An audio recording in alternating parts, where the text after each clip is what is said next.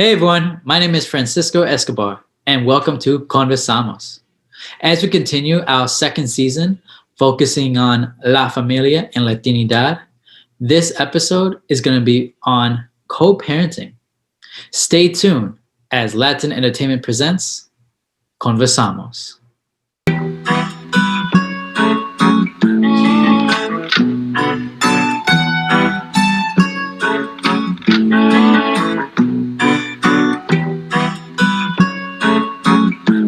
Yo, is it that wrong? I'm making a song, I'm taking it back for the platform that I formed. Music's helping me transform. I run the reservoir, the predator, like a hungry carnivore when I'm breaking through these. Before we announce our panel, we'd like to promote this episode's business spotlight. Agua Cali Fresca, a California-based business that sells homemade agua frescas and chamoy. Check them out and follow the account at Agua Cali Fresca. That is Ali Cala Fresca. Now let me introduce you to our panel. We have Claudio Juarez and Abigail Tarango. Thank you two for joining us. And now with our first question, how would you describe your experience co-parenting? My experience has been both good and bad, as it should be. I think we learn a lot from those experiences. Although I've been a mother for almost 17 years, I feel like my true co-parenting really only began 5 years ago. And the reason I say that is that it's a long journey to understand co-parenting and to really be able to do it gracefully. And I say the word grace on purpose because it takes a lot of grace with oneself, but then also with the co-parent. Co-parenting has been quite the experience. If you can ever think of the most kind of selfless love and ability to kind of have every level of sympathy and empathy and higher self of one, a being, it's required of co-parenting, especially when it's child-centered. And I think that that's an important word to really talk about today is how do you do it in a way that is always child-centered? And we can probably get into that because we have some great questions, but my experience has been very, very adventurous. So I'll keep it brief there. Yeah. For me, I would say number one, it's been a process, and there's kind of two sides to it. Your own self-evolution to get to being able to work together, and like you said, it does take a long time to get there, and then also the process of being a parent from a distance because you're not with your child all of the time. So I think those are the two thought process, your self-growth. And as a man, I think number one, learning to curb my tongue because I can spit acetic acid in terms of being vulgar. And I think you have to learn to grow to take the emotion out of it and really think things through to realize you are two folks raising a child and they have to be number one. But the thinking about how the other person might view decisions and really learning how to make peace for the benefit of the child. Thank you. And to the Abigail's point about because you also mentioned it as well, Claudio, about students, not student-centered, children-centered. So for Abigail, what has that experience been like, and what is some how has it been navigating and understanding that? Yeah, and I'll give you some background. I worked for Texas A&M as an county extension educator, and one of my jobs in 2003 was to teach a 9-hour course on co-parenting. And at the time, I was still married and going through the separation and all of that. And the judge orders most people that go through divorce that have children through a co-parenting course. And people can do it online, but if you can do it in person, it's a full day. And the irony of that entire experience was that, and you guys are going to be shocked if you don't know this already, is that a lot of our court systems navigate from these spaces from really old paradigms. And so the curriculum that the domestic relations office was using with their social workers was really for a lack of a better way, messed up. I mean, it was teaching things like, you know, the woman messed up. I mean, literally, this is the vernacular. The woman messed up. Now you're in this situation.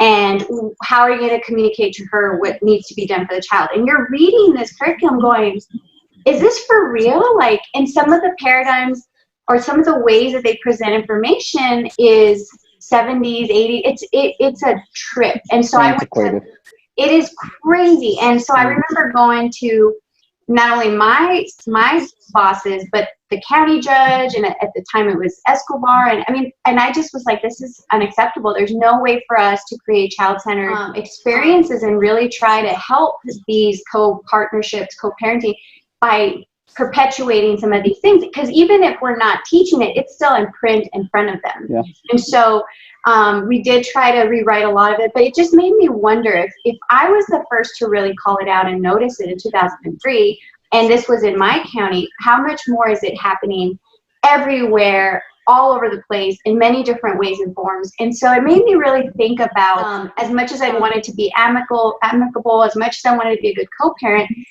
not only within our own systemic ways, but also how do we internalize that? And I really liked what you said earlier about taking emotion out, because it's an emotional journey. Yeah. I mean, no matter which way you dice it, if your intentions are good, if you're amicable, having children and then co-parenting requires a lot of emotion. It just does. Yeah.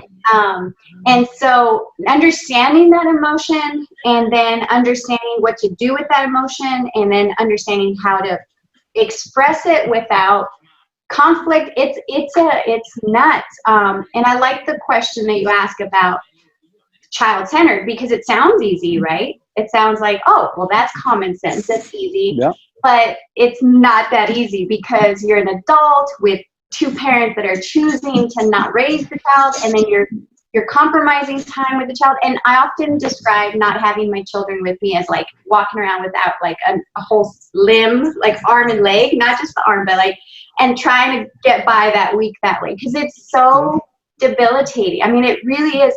And I think something that's important to call out, and I'm sure it's the safest space, but I got to call it out because I've never been able to say it anywhere.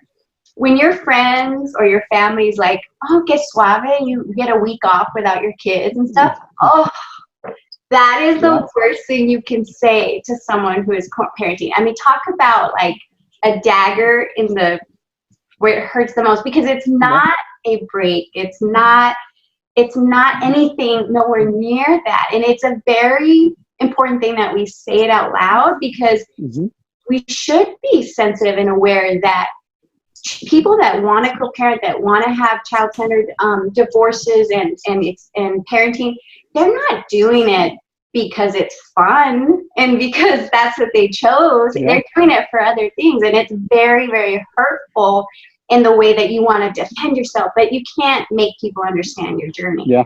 And so I say that in this very safe space that I've always wanted to say it out loud. And so I'm really happy, because it's therapeutic for me to say, don't tell co-parents that they get a break, because it's nothing of the sort. It's really difficult. And I'm into it 5 years of true co-parenting, and it doesn't get any easier, and I can't imagine that it will. Now I'm just in the accepting phase. But child-centered is difficult, but it's when you can do it truly authentically, it does alleviate a lot of the hard emotions and the really difficult things. It allows you to do it in a healthier space. Yes, thank you for sharing, Abigail and Claudio. Well, I feel the same way that she does, so we're good. No, that was a good one, but I think in terms of your journey, we never went through the court. So my son's mother and I, we dated 6 months. She ended up pregnant, and it went the route of trying to make it work out. So obviously everybody knows when you have a relationship and trying to still get to know each other, going from a party fun lifestyle to all of a sudden moving in together, trying to make it work. There's so many emotions, there's so many things of getting to know each other, and then add the child, that's so many extra layers of stress. So the journey was different because it was just like, okay, you're together because of the child, and you're gonna bring life, and you have to show them the way. And then about a year and a half, ended up going separate ways, and it was just working through those emotions. And that was a difficult thing because growing up in a Latino household, you stay together no matter what. The family's the core. I was blessed enough that my parents are still together, but that's just the way it was. And kind of when you were speaking about the antiquated lessons that you're learning in kind of that course, it's, you have to make it work out, and it's like, what do you do? And you go through a depression because you're used to your child every day, and internalize, how do you deal with those emotions? Obviously, there's times that I would wake up and say, you know what? Let me fire off this atomic bomb text for the hell of it. And the reaction is going to come. So it's going through those childish ways that you have to, because that's the way we express ourselves. And I was blessed enough that one of Cisco's and myself's fraternity brother in Chicago, he was going through a separation at the same time. So that really helped my mental state to know somebody's going through it, and really leaning on them and having that safe space to express myself and kind of go that way. And then one of the biggest lessons that I learned, that I was told, is never post on social media the feelings, because the moment that the world is involved or open to it, we see it with celebrities and athletes from a sports perspective, contracts and stuff. But that was one of the smartest advices, not to open up what you're going through in details and really how you're feeling. And then obviously that was 2013, the separation. My son was born 2012, and just really kind of until, I would say 2015, but a lot more, I'm emotionally driven. His mother's like a plan, and like most women, stable mentally, and they plan out, compared to, I would just jump into it, emotion there. And it's gotten to a blessing now where 90% of the time everything is great, but then the human element where the disagreement goes into. But it takes time. It's a process, and the child-centered, the core of the question, it's hard to go straight to that answer. But once you figure out how to control your emotions and really understand what has occurred, you can always go to getting to the point of, my child will never question, is he loved? So I think that's how and that's his head that just popped in. So I think that's where you keep it. It's just knowing that you love them, and let him know, and never speak negatively about the other parent in front of them, so that they're never exposed to like what's going on. And I think that helps to keep it child focused. So I really like how you brought up like social media, and then also saying that like never argue or show negative feelings towards the other parents in front of the child. Abigail, would you mind sharing a bit brief on your relation to that, if there is one? Yeah. So I really like this kind of, you have a different perspective, because I think it gives people a range of, there's no cookie cutter experience. It comes in many different ways. And I often think about my family and the own guilt that comes with a Latino family, and then all the things that I carry within my own self, right? There's just these, just things that are ingrained in us. And what I think was both the blessing and the curse is that no one knew that I had been going through these things, because I was very private. Because in our household, you don't, in Spanish, they talk about your laundry, right? Like, no vas a sacar la ropa. And so it comes with so many layers of things. And so I want people to really understand that there isn't like a special sauce or a special recipe or a quick fix. I think that when it comes to social media, when it comes to even in private behind closed doors, that this process just is a process, and no one can rush it or even try to check any box through it. It's very independent and almost isolating. And I know that we have safe, you said you had someone that you can kind of talk with and stuff, but even at that, no one really knows what you're personally going through. And there's often nights where you're alone with your own feelings and emotions. And I would caution people to not be afraid to sit with those feelings. It's hard. And to be afraid to really face themselves in the mirror. One of the things that I always tell people is that number one, if you can't do anything else because emotions and it's crazy and it's new, words matter. And so if you do nothing else, watch your words, how you speak. So one of the first, and I call her Bruja because she knows, like, she calls you out just by your energy, and you're just like, she told me that one of the first times I ever met her, she said, I think I said something like, oh yeah, my ex-husband. And she goes, why do you call him your ex-husband? I go, because he's my ex-husband. And she said, your children's father. And I was like, whoa. And it really changed a lot for me. So the way we speak about things and the words that we use really have power. And so if you can do nothing else, just to begin your journey, watch how you speak about things, what words you use to describe them. So by saying something as simple as saying my children's father, and see, I even got chills right now, it's empowering, and it's actually it's a beautiful thing, as opposed to living in that space of deficit, right? Like you're always you already feel emotional, so why add to that? And then once you graduate from being aware of words and how you use them and how you describe them, whether it's publicly or privately or in your own self, your self-talk is so important. Once you kind of get the hang of that, then watch your energy, because your energy, like you said, the atomic bombs that you were blasting, that was your energy, right? But we all have it. And it's so crazy how much it really can be. And I love atomic bomb, because I remember those nights that I got atomic bombs, and I was like, and I'm not perfect. I definitely set off a couple of little baby bombs here and there too, but your energy is so important. And the reason energy is even more important is that your children, doesn't matter what age, they feel it. They feel it. Like they don't even have to be around you, or even in your home or their home. They are like absorbent of it. And so when I went through it, they were much younger, and now they're older. And I've been able to now see in the last couple of years the effects of a lot of that stuff. And I try not to live in the guilt of it. I try to live in the healing of it and understanding of it, because you're amazed at what they feel and what they sensed and what you thought because you cannot argue in front of them, but they still know. There's energy there. So if I said nothing else about anything else today, I would say your words matter, because words become thoughts, becomes energy, right? And then your energy absolutely matters as you kind of go through your own process. Now to our next question. What messages have you learned from your parents about parenting?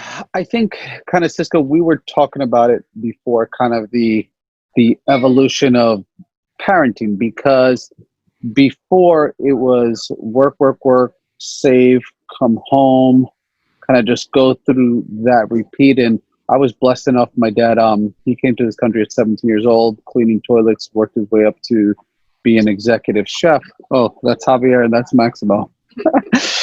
And kind of worked with it. So I know, because we're just talking about being a dad to children like yourself. So you can teach me better stuff. Yeah, I hope I can teach you better stuff so you listen. Oh, and then that's number one, is like always obviously teaching him kind of not interrupting adults, but having the attention to them, that they aren't just being there and you're like, I'm on the phone, social media. That is Fresh Pet. That's other doggies. So I think from being there, the one core that was always that we would always have dinner together, no matter what time my dad got home. So the family core was always important. And I've taken that, and I hated it as a kid, because I'd be like, I ate earlier. I don't want to sit here. And my dad would get home 10, 11. Everybody gets up, has a bowl of cereal, even if they're eating dinner. So that's what I've taken into parenting now. So the value of being a parent, and we're different now. Obviously, I have a bunch of tattoos compared to my dad hates them. So I think just the connection of being connected to knowing what they're doing. Obviously, they're going to be sneakier than us, just as we were with our parents. So trying to be super involved there, and I think just really be that emotion that we do have, as at least as a dad, that it is okay to feel emotion, compared to in the 70s and the 60s, where like a man doesn't cry, just the heart, and the mother's the emotional comfort. So I think those are the things that I've taken, and kind of where I've adjusted to myself as being a parent, to hopefully I can be a friend, but on the parental tip where he'll be open. Maybe sharing. And Abigail? Yeah, no, I think he addressed a lot of the really, the things that the ways that we come with this. It's like we bring our own backpack, but then we got to open up this backpack. So, the only thing I would add is in my particular case, I have a cultural and ethnicity divide, right? So they're Mexican American like me, and then their father is white from like the mountains and very different cultures. And while we were raised within a border community, there's still a lot of differences. And I think just adding to not only our own families and the cultures and traditions that we grew up with, but then also being kind of sensitive to other ways of being, right? So, while we want to complement each other's parenting styles, we're not a couple, and we're co-parenting. So how do we do that in a way that's complementary, but we don't feel threatened when we do it different ways, right? And it's a balance. It's really a balance, because you got to pick and choose those battles, and there's not a better way or a worse way. It's just different. And so while I try to be more gifting of the things we offer from this side of the family, I try not to, create a space where it's less than whatever is going on in that part, right? So it's you have to be aware of those things. And I think also my children have a lot of questions about who they want to be and what they want to be like. And I feel like in some ways I've now given them, based on the decisions I've made, to have two separate households, I've given them choices. Whereas before, I'm total traditional Latina. Like, I liked his football game. I made his favorite food, even if it wasn't carne molida con papas. Like, I was very traditional in the way I loved. And I was trying to kind of serve that authentic self. And now it's like, how do I be my authentic self in a way that shows loving, caring, but without a partner, right? So it's the way that I do it is I honor their father, despite us not being together. I honor, what, he likes this and he does this and this is what he values, and try to do it in those ways, because at the end of the day, our children, their experiences are so different from how we grew up. I mean, they just are. And we have to figure out little ways in which to share the same kind of sentiments, but we don't have to feel bad that they're not, like, we're sitting down at dinner every day. Sometimes I feel guilty about that, like, we're not doing these things that I did when I grew up, and I have to kind of temper that, because just because I'm not doing it the way I grew up doesn't, and it took a long time for me to get there, because I was kind of felt like a failure, like, why, it didn't work out the way I wanted to. And now I feel like, what? They're going to be just fine. And not only are they going to be fine, they have all of this selection of life and ways of being that they can choose, so. Yeah. Audio? Yeah. Yeah, I think you said it greatly, where they have all of this life and the views, but when you're co-parenting, the other element that goes is also that if one of the two parents gets into a future relationship, it's just like myself, I'm engaged now and be getting married. We're supposed to get married this year, but due to COVID, we're moving it to next year. But I was always strong with, I never wanted to introduce my child just to anybody. And I think that's where you spoke about that feeling they know. It was one of those where at the end of the day, the way what he views is ultimately how he's going to treat his mother. So it's getting to that self-realization of you have an even bigger responsibility from the co-parenting perspective. And obviously out of respect for the other parent, you want to have their views on life still in a positive. And then also to get to that level from a co-parenting perspective, that you look at it as there will be more folks and more people that will love them. And I think that's where the emotion comes into effect also, because it is difficult thinking when you first separate, how will another person be involved? How will that affect? Will my role be diminished? And Abigail, you spoke about still respecting the other parent and having them included, is having the child know that they were created in love. There was love at one point, but it's different from being in love and loving. We all know those definitions and those feelings, but it's just, I think, the communication, and they're not blind to it. So I think addressing it and having them understand that is very important too, and getting to that happy where you can coexist together. And calendars are calendars. it's a lot of work. I was gonna say that is the number one. I think it's figuring that out, because you'll go to a certain schedule and say this works now, and all of a sudden life goes into effect, whether job or anything, and then you have to work with the other parent to say, okay, how do we work now? Before it was all over, right now we switch every Saturday, you know? Yeah, calendars. You know, it's funny, right? When you're not in these situations, you don't really think about the nuances of it all. But when you're in it, there are some very like you have to have a calendar. You have to be flexible, but not flexible. And I mean, it's not being taken advantage, flexible. Yeah, it's you know, and then there's hours and minutes and days, and you know, all of it though. Like honestly, all of it. No matter how much a parent out there is listening feels anxious and despair and all of these emotions and feelings, right? No matter what, the second that you honestly, authentically release to the idea that this is child-centered, everything does get better.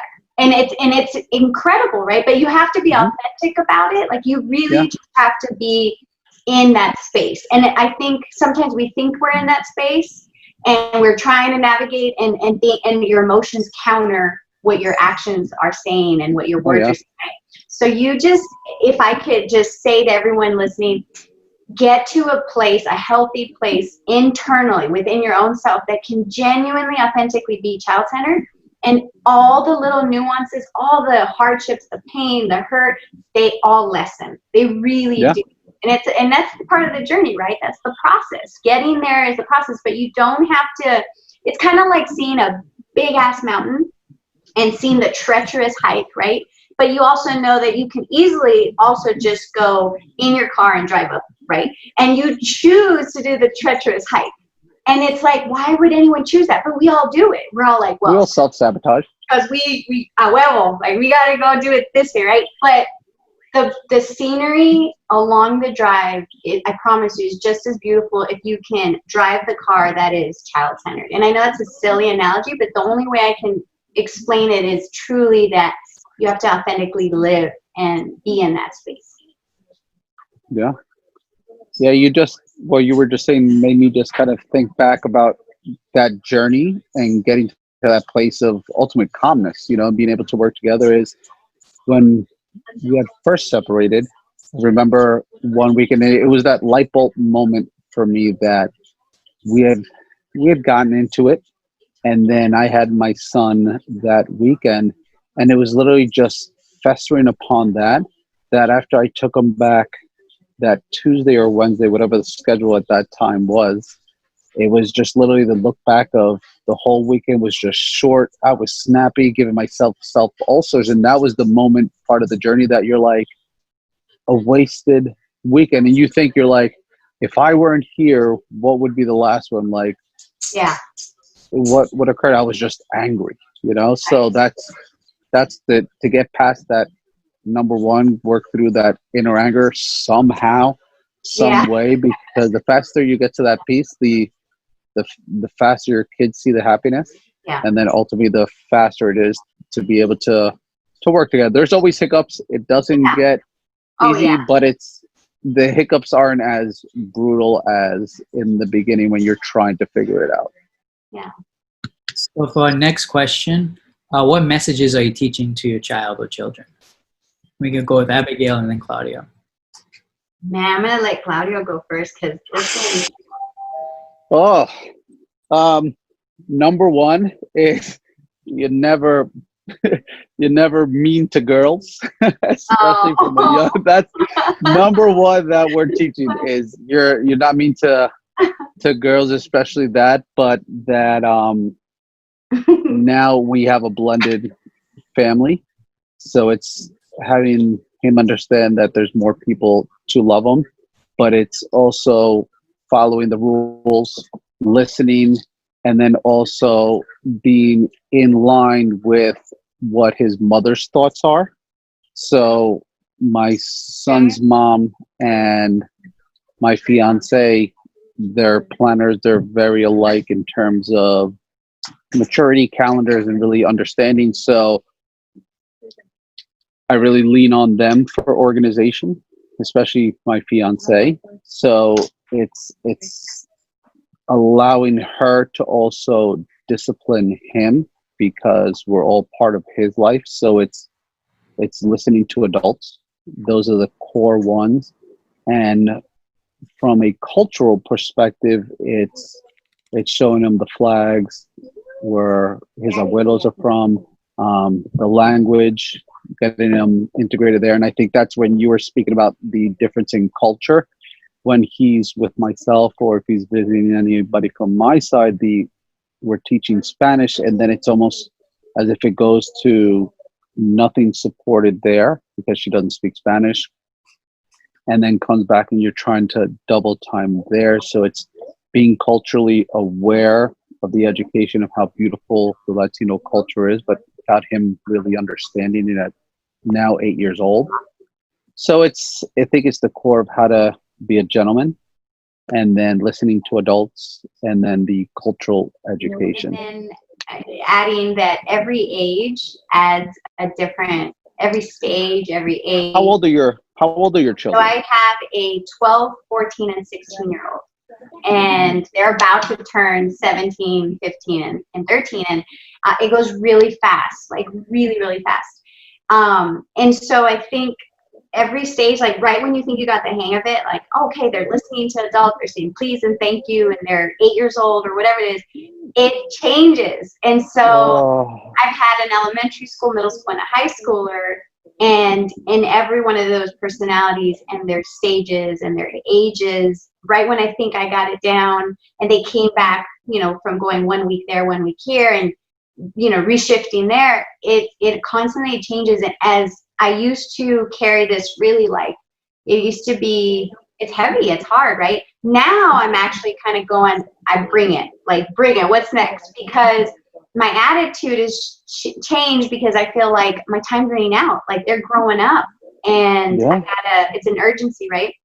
So adding to the trying to help my 2 older sons, young men of color, they're single mama, how to help me, how to be there, how to respect me, what are my needs, how to be good listeners, how for me to be a good listener, whatever their stages are. They have girlfriends. I mean, there's just we can get a cookie jar and fill it with just different things, right?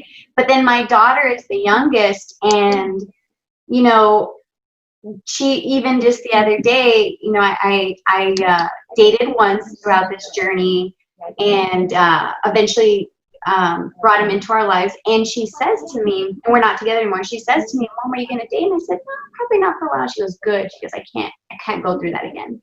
And, for a 13-year-old girl, I mean, my heart, like even right now, I could just feel it, because your children are still, they're human, they're people, and they're getting older, and they fall in love with people that come into their lives. And it's really hard to kind of navigate through that, but there's lessons in all of that, right? So as they get older and as they go in through their difficulties, there's no like, you never know what you're going to be teaching, because every day, like the news that we've been watching, the COVID, being at home with them since March carries its own lessons.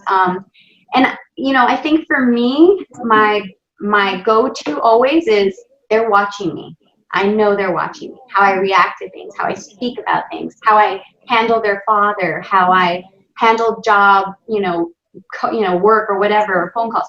They're watching me. And so my go-to is, there's no better lesson than to be the best possible mama and person and woman and friend and worker than I can be, knowing that they're watching, and it doesn't matter what age they are.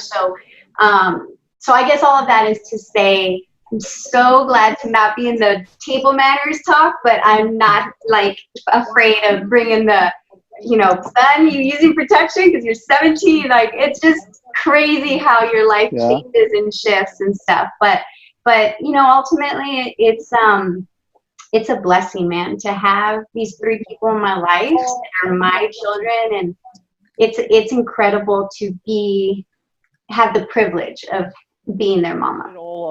The number one, where they're always watching.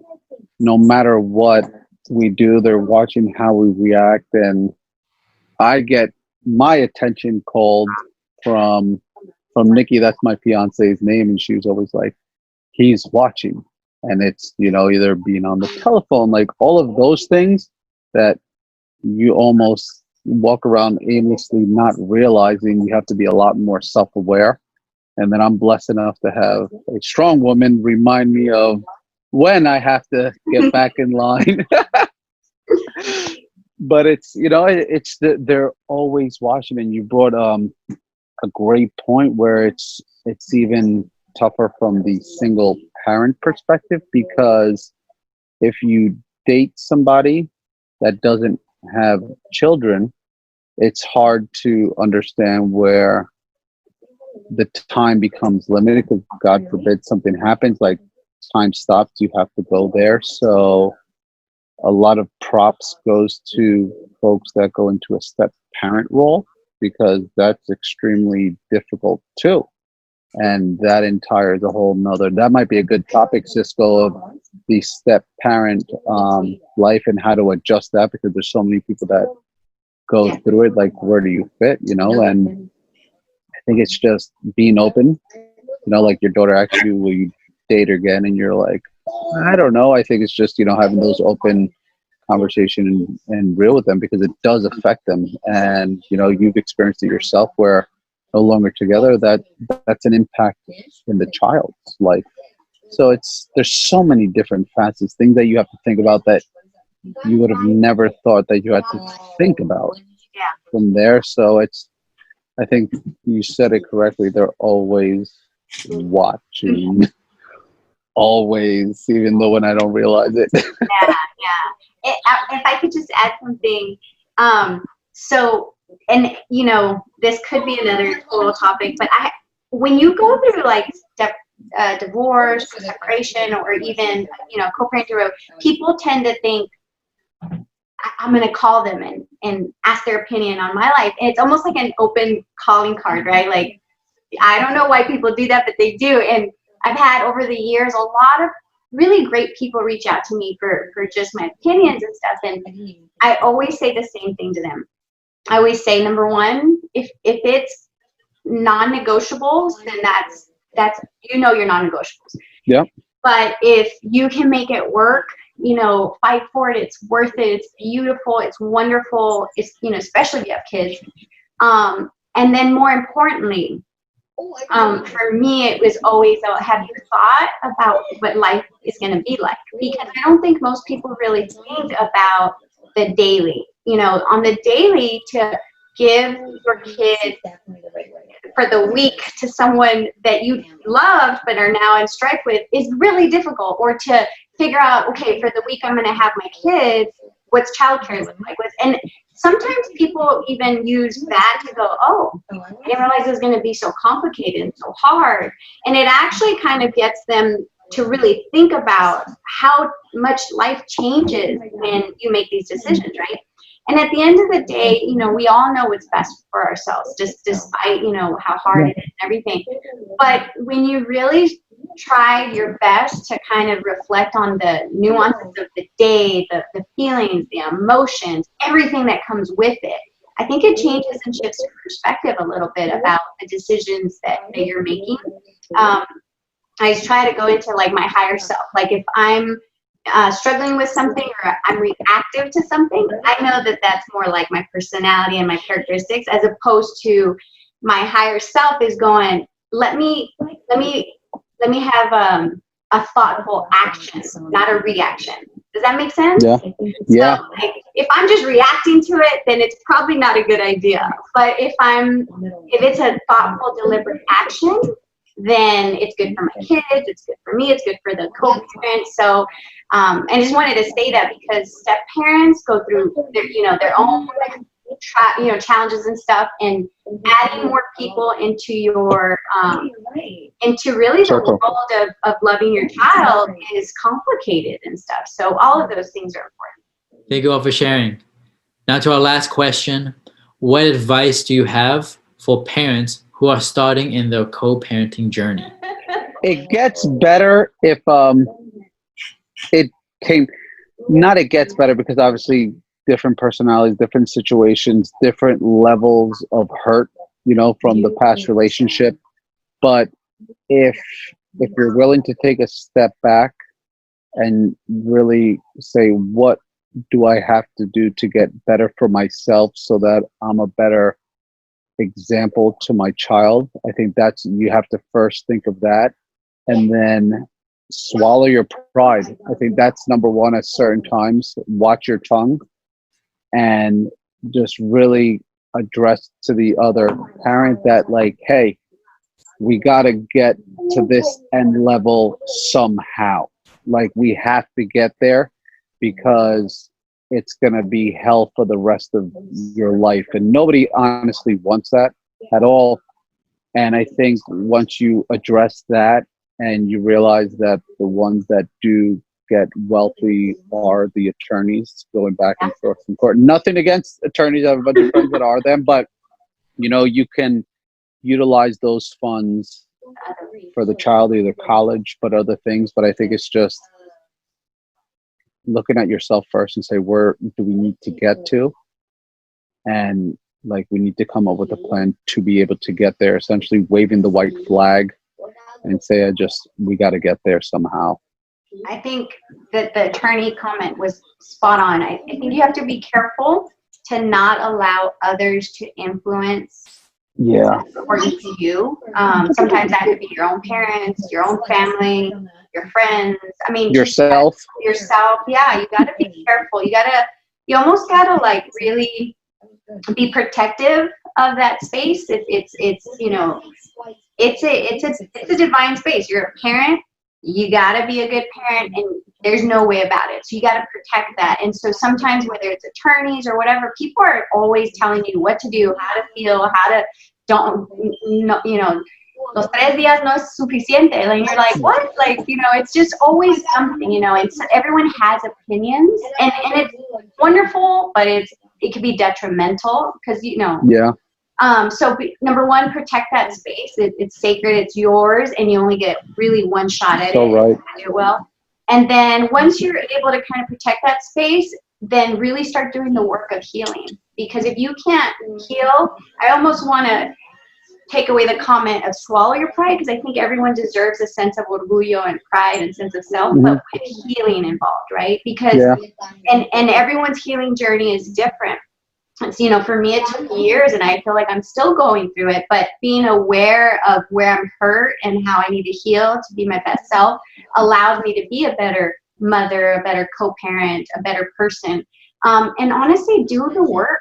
Do the work that is involved in healing. If you need a therapist, go get a therapist. If you need to read books, read books. If you need to journal, whatever that is for you, do the work, because there's nothing like arriving in a space where you have peace, and then you can then make better decisions based on what that feels like, as opposed to, you know, these bombs that, you know, we all shoot off and stuff like that. But yeah, that would be my recommendation: be protective of the space, and then do the healing, do the work, so that you can do it well. With that said, that is all the time that we have. Thank you everyone for joining us. For everyone at home, make sure you like the video, subscribe to our YouTube channel. Also comment below, how has your experience co-parenting, whether as a child or parent? Then follow us on all our social media outlets at Latin Entertainment _presents. That is Latin Entertainment _presents. Also, you can listen to us on our various podcast platforms that vary from Spotify, Apple Music, and Google Podcasts, just to name a few. Lastly, our next episode, in conjunction with this It All Starts at Home season, is going to be on adopting Indigenous children. Thank you all for your time, and see you on the next episode as Latin Entertainment presents Conversamos. Yeah, yo, is it that wrong? I'm making a song, I'm taking it back for the platform that I formed. You should chop it and transform. I run the reservoir, the predator, like a hungry carnivore. When I'm breaking through these heavy doors, this is Desert Storm. A metaphor to show I'm equipped and informed. I'm striking with the mega force, I'm lukewarm. Your crew